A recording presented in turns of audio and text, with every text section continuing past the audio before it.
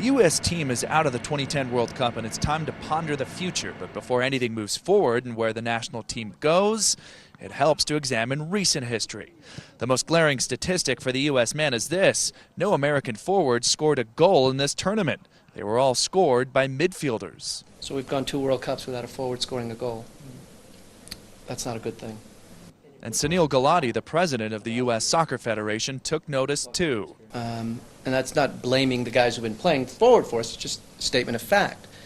Another factor is age, with starting defenders Carlos Bocanegra, Jay DeMerit, and Steve Cherundolo all in their 30s. At 28, Landon Donovan likely has 1 more World Cup left in him. Goalkeepers have longer shelf lives, so Tim Howard at 35 could start no problem. Rebuilding the men's national team is on Gulati's mind.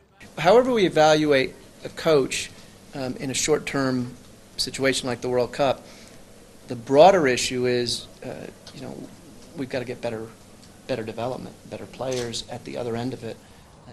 And then there's the future of U.S. coach Bob Bradley. Does he stay on another 4 years? His contract expires at the end of this year. I want to sit down with Bob. I think that's the appropriate thing. I want to hear his views, express some of mine, and see what makes sense. I think he's done a very good job. Let me make that very clear. The future looks uncertain, and at his last news conference of the tournament, Bradley was as non-committal on that answer as his boss. At this moment, there's been no conversations, and there's always a process with any situation where both sides probably need time, and I've always enjoyed new challenges, but I also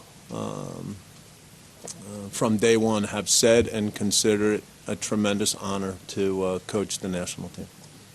Here's another interesting tidbit from the Federation president. Both he and present U.S. coach Bob Bradley had been in discussions with England coach Fabio Capello about an advisory role for U.S. soccer on the whole.